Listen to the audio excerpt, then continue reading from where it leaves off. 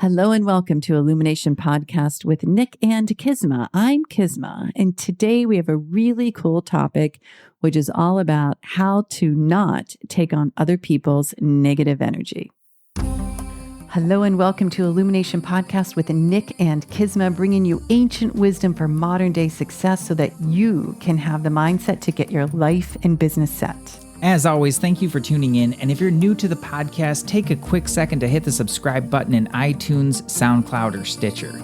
If you want to get the inside info for this and every episode, as well as some free gifts, go to illuminationacademy.net/podcasts. And now let's dive in to get your mindset for your life and business set.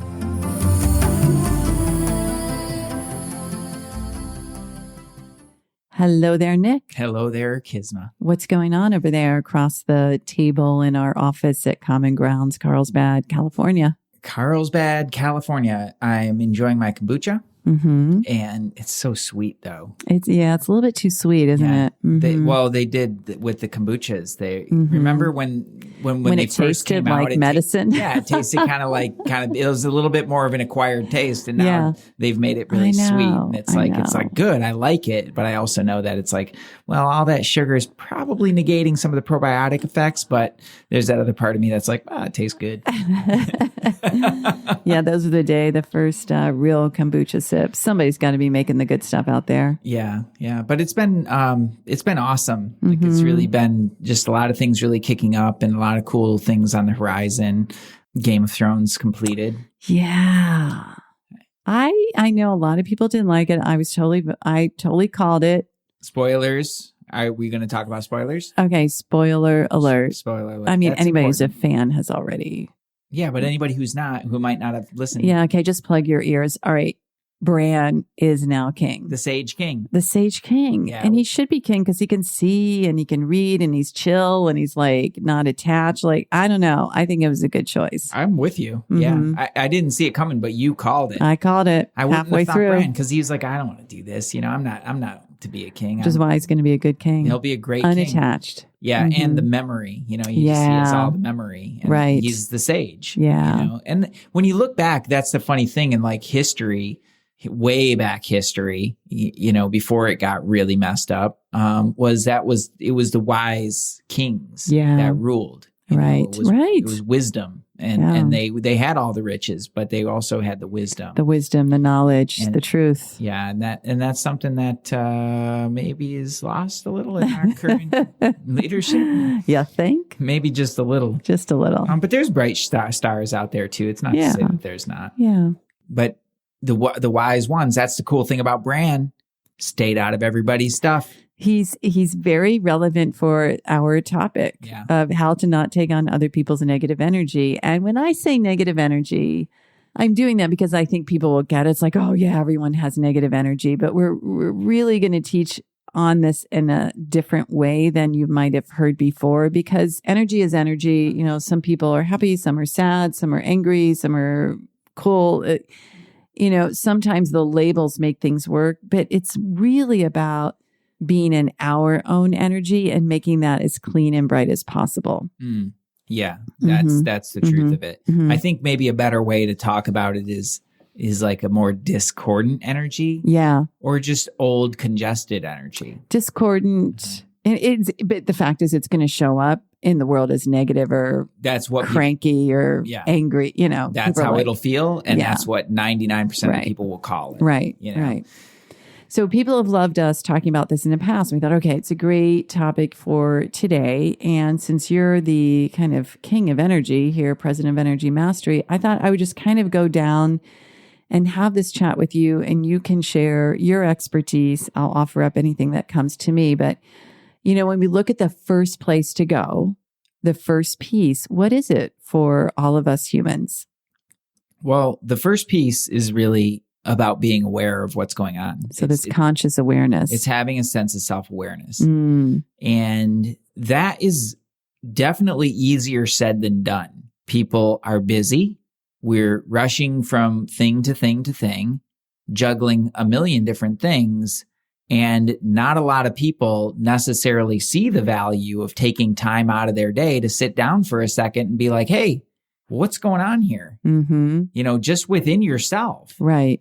And then notice something is off, but it's really easy to dismiss it and say, I'll get to that later, or it'll be fine, or all those different things. And that's the first step of letting that stuff start to build up.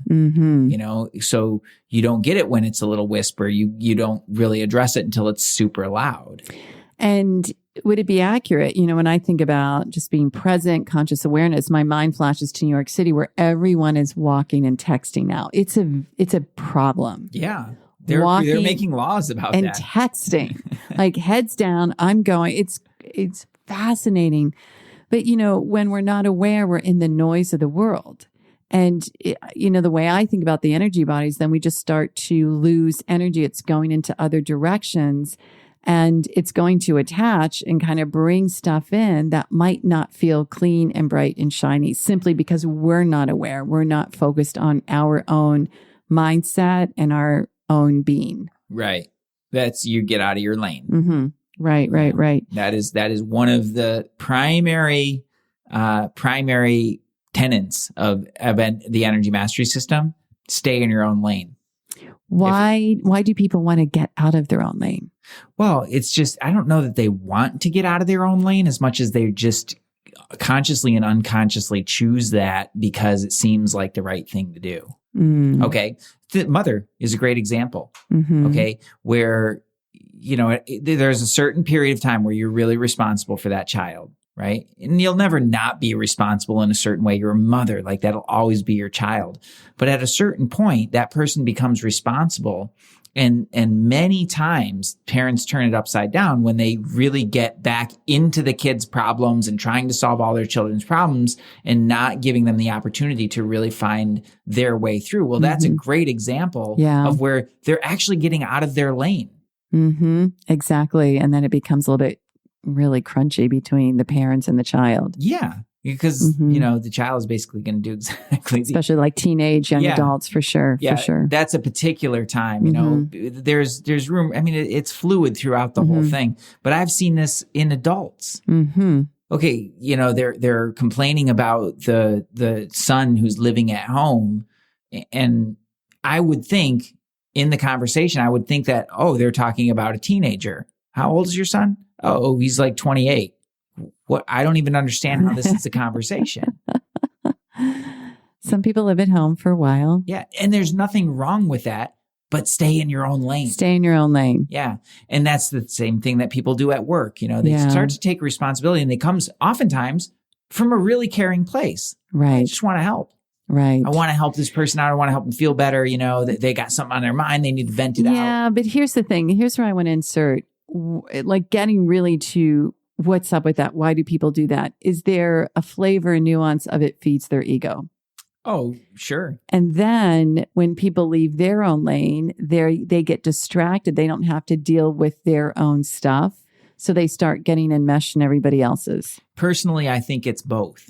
I think there's an aspect of, well, if I go and help somebody else, helping is healing. Like helping is healing. Being of service has to be so clean. Yeah, that's a fact. But you have to be very skilled to know how to do that cleanly. Right. Really cleanly, to be of service and to have it, really no attachment, no resentment, no expectation. No expectation. Yeah. No attachment to the outcome, no attachment to that other person doing anything differently. Right. Yeah. Anything less than that is when you're out of your lane. Right.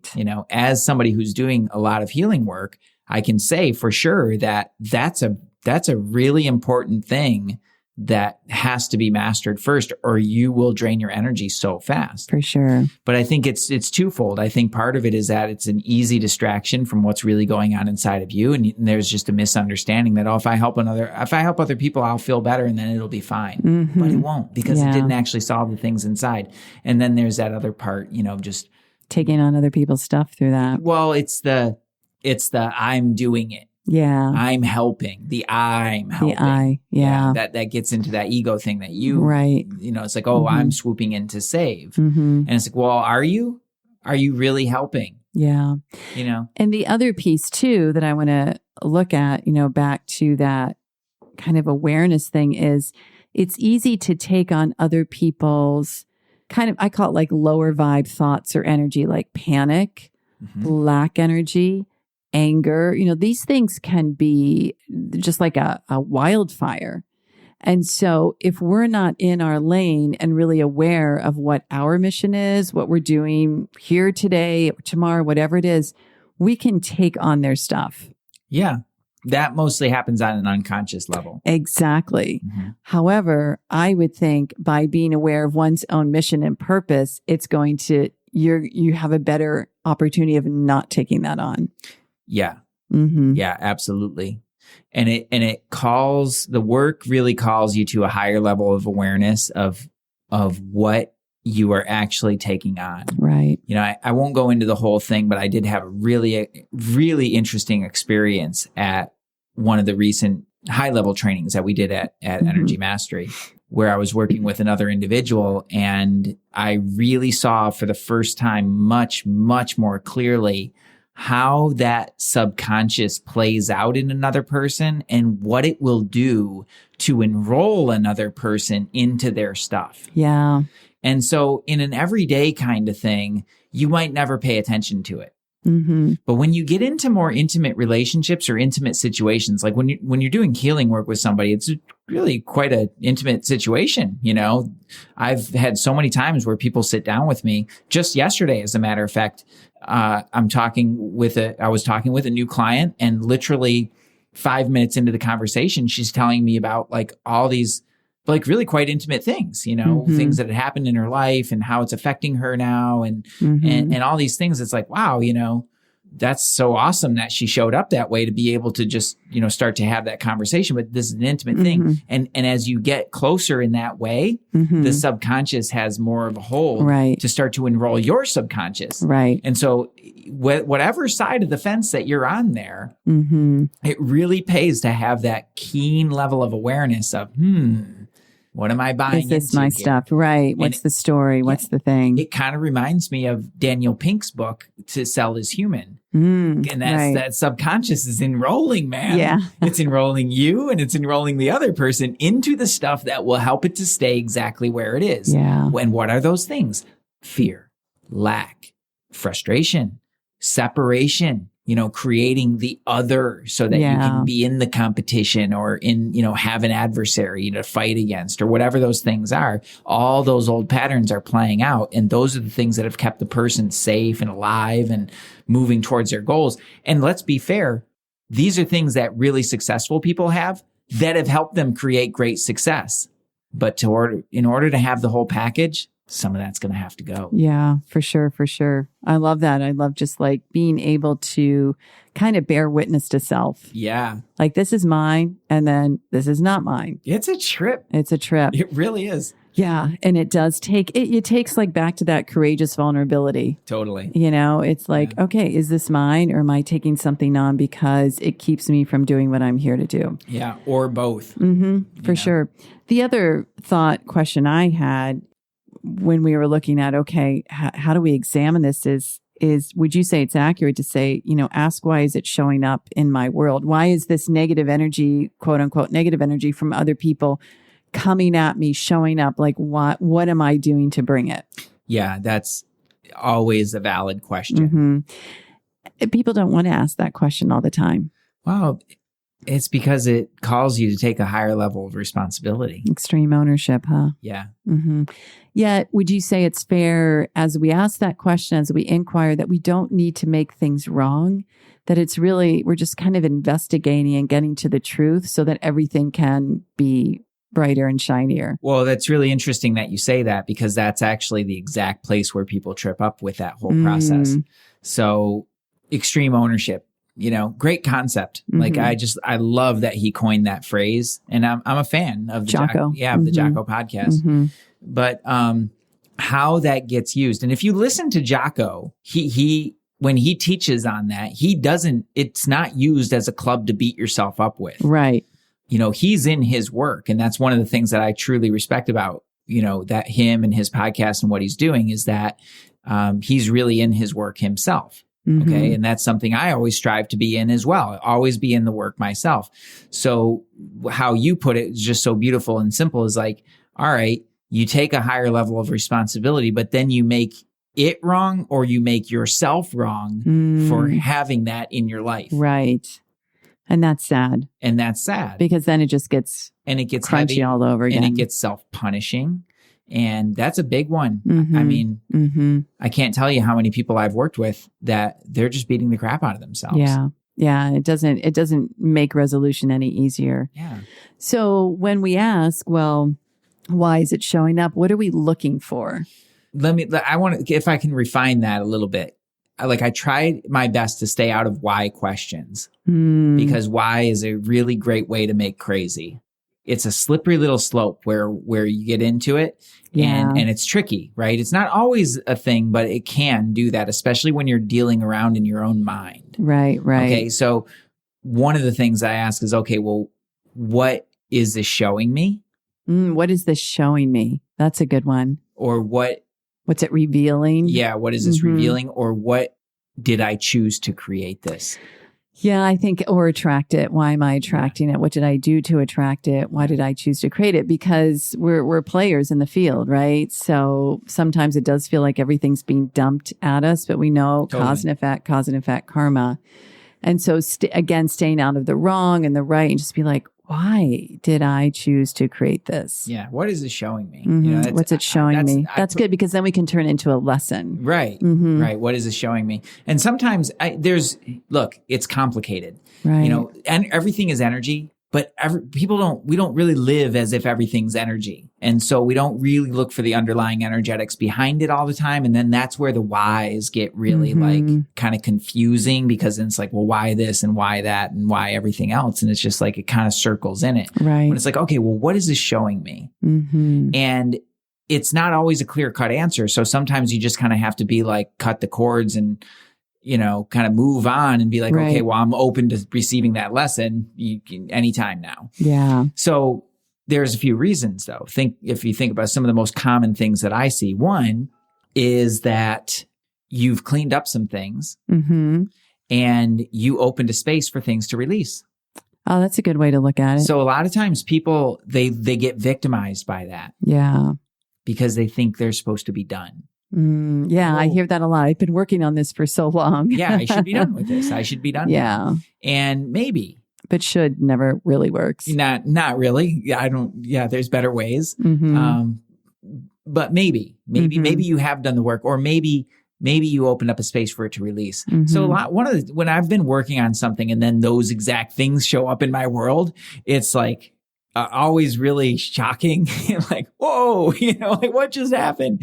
But I do assume two things when that happens. Number one, more work is needed. Number two, maybe it's just on its way out. Right.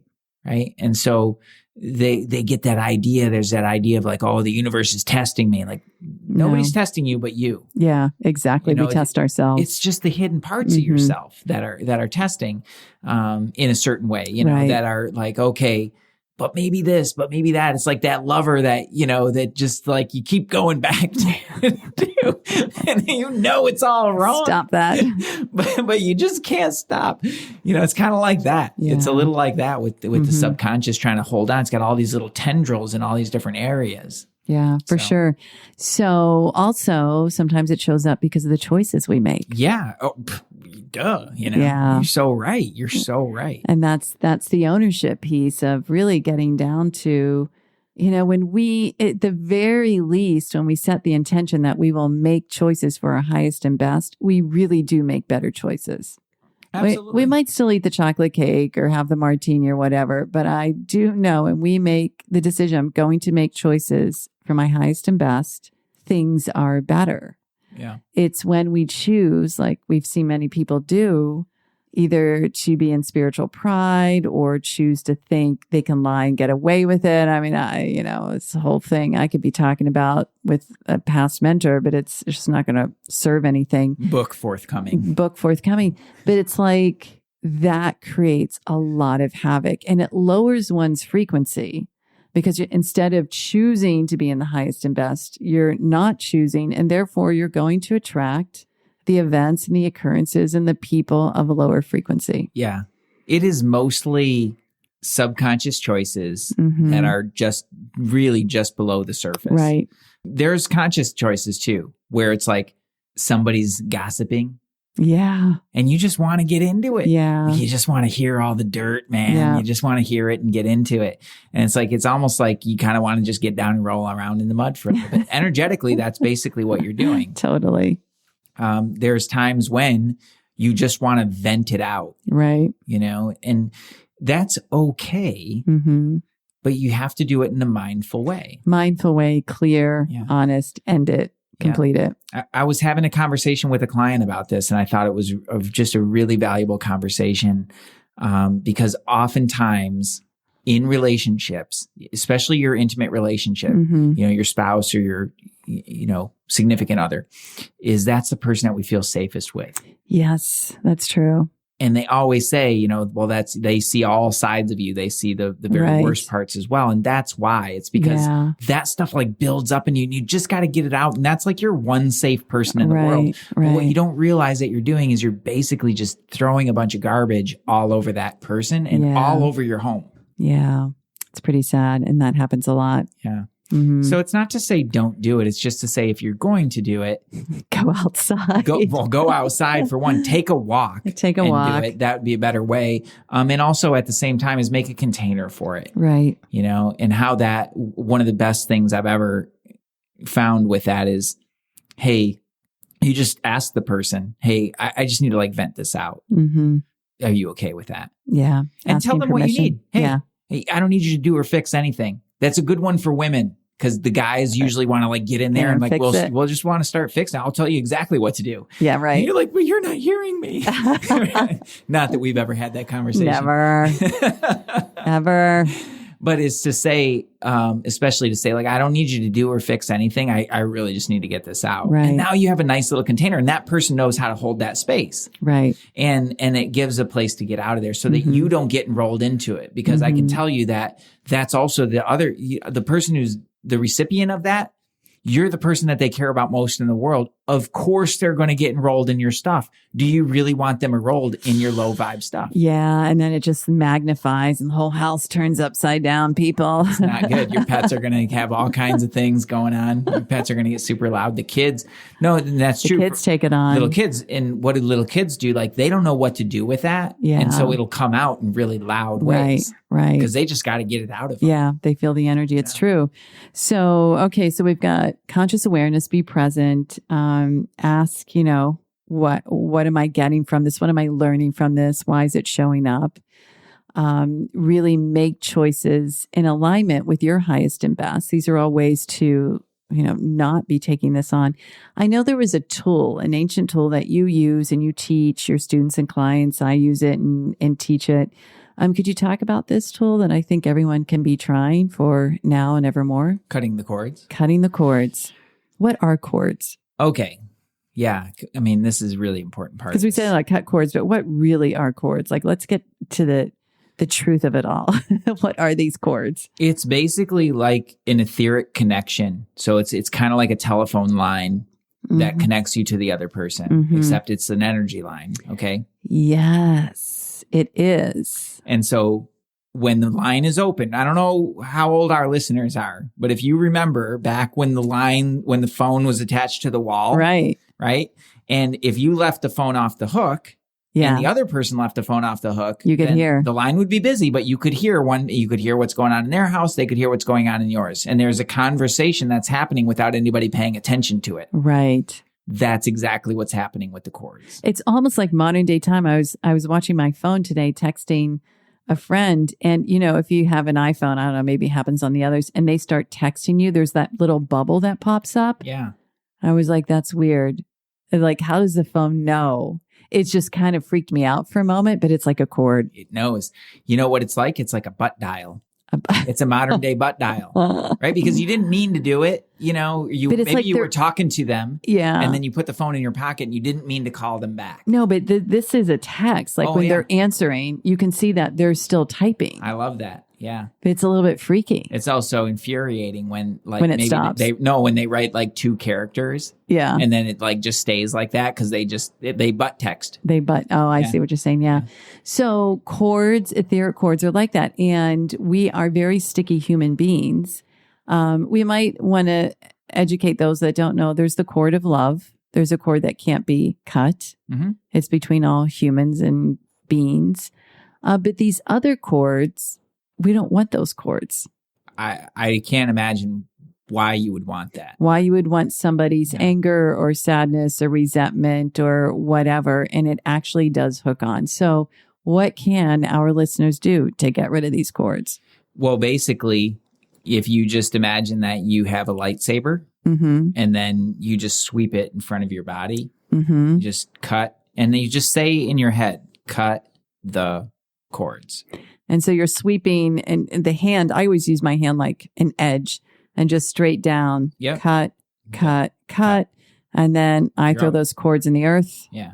Cover them up. Get it away. Like, don't throw it all over your space. Yeah, just imagine a hole in the earth. Yeah, think about what's in that. Like, you don't want that, just hanging and the earth will transmute it and do all kinds of stuff. That's cool. So throw it in the earth, cover it, and then clap your hands. And what does clapping the hands do? Clapping the hands breaks up the energy so it gets off, right? Because it's like, you think about it, it's like it's sticky, especially like that old stuff or that kind of lower vibe stuff is generally, it's kind of thick or sticky.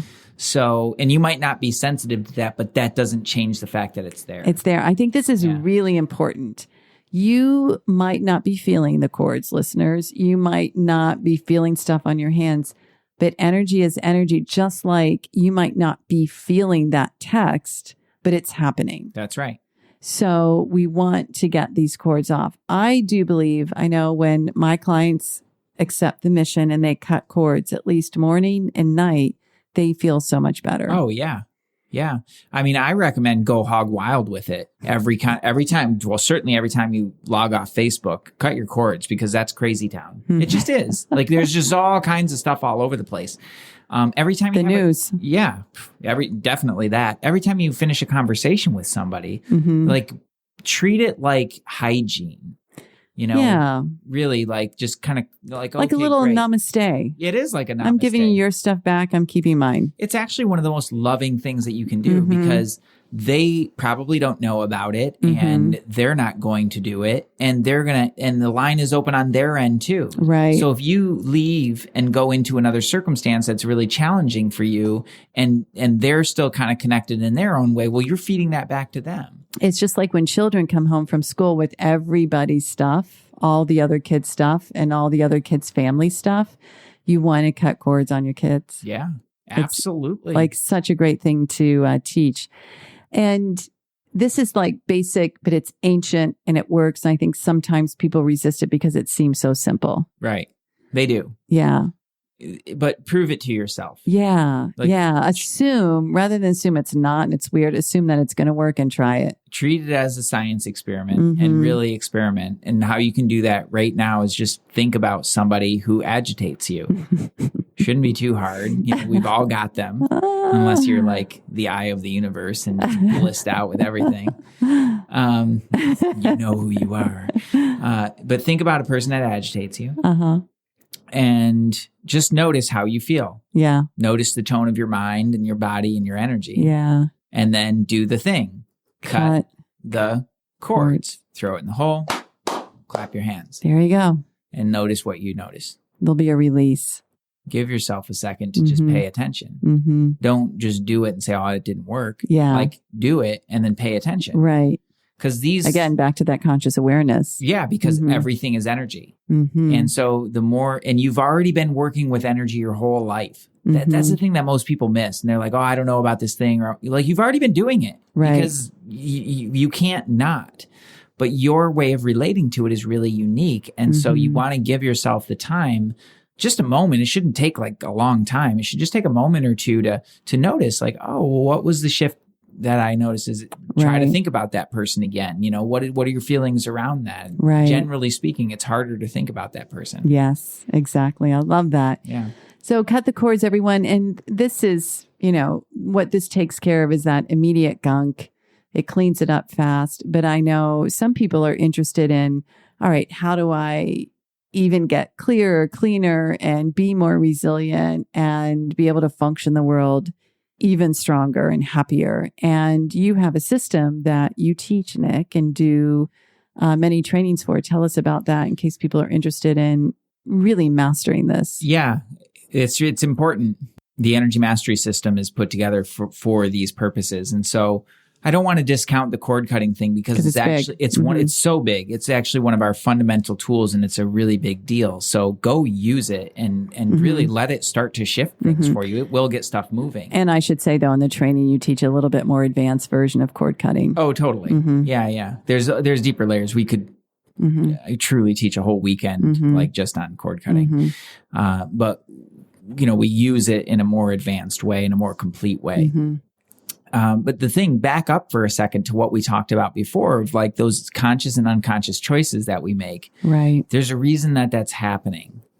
And unwinding what's going on a deeper energetic level, as well as those conscious and subconscious beliefs and programs that are running there. Yeah. Well, that's where you really start to shift it. So the cord cutting will get you out of trouble anytime, anywhere. Right. If you're feeling stuck or something's not right, or it's just like you don't feel like yourself, start by cutting your cords. Yeah. But to take it a step further and to really, really get that momentum going and starting to make a bigger shift in your life, you absolutely have to address what's going on in the mind. Yeah. And in the subconscious. That's conscious right. Mind, subconscious. And in a bigger way, also energetically to deal with all the different containers. Both of those have to be dealt with. When you say containers, what do you mean? Well, it's like people call it an aura. Oh, right. Aura, strata, field. Yeah. Yeah. Got it. We call it a strata. It's basically a container. So think about it like you're walking around in the world and this person dumps this little thing on you and that person dumps that thing on you. Your kid dumps this thing on you and it's all going into your container. Yeah. And so then you get sticky. You're going to feel full. Right. Just full. And that needs to be cleaned up. Got it. So that then your mind has a chance to start to even see some of the deeper things that are going on. Right. And then we address the things that are going on a deeper level and teach you how to do that for yourself. I love that. Yeah. Yeah. I know cool. It saved my life. It's great it's great for coaches and healers who want another system to get faster results. And it's just great if you want to be healthier. Yeah. Or if there's something specific that you've got to solve mentally, emotionally, and physically. So if anybody's interested in that, Energy Mastery Foundations training, info@sourcemovement.com, or do you have another contact point, Nick? That's a great place to reach out for the podcast is just go to info@sourcemovement.com. Cool. And all you have to do is just write Energy Mastery in the subject and we'll know exactly what it is.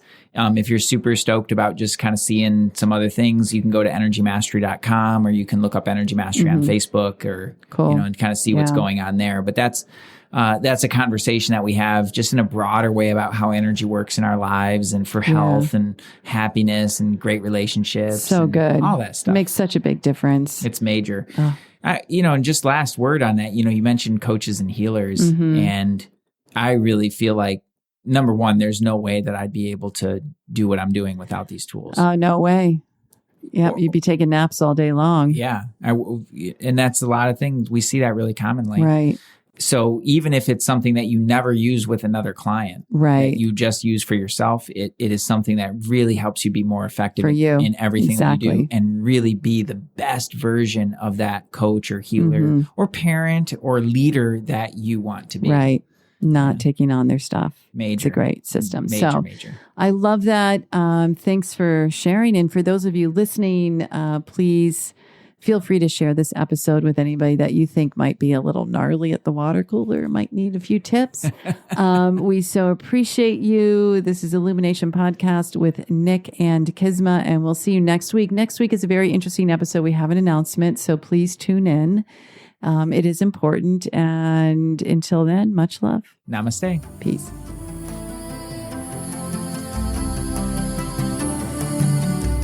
Hey, thanks for jamming with us today. And if you enjoy Illumination Podcast, please go ahead and share it with someone you love. Give us a rating, review, download our podcast, And remember, you can find us at illuminationacademy.net/podcasts. Talk to you soon. Namaste.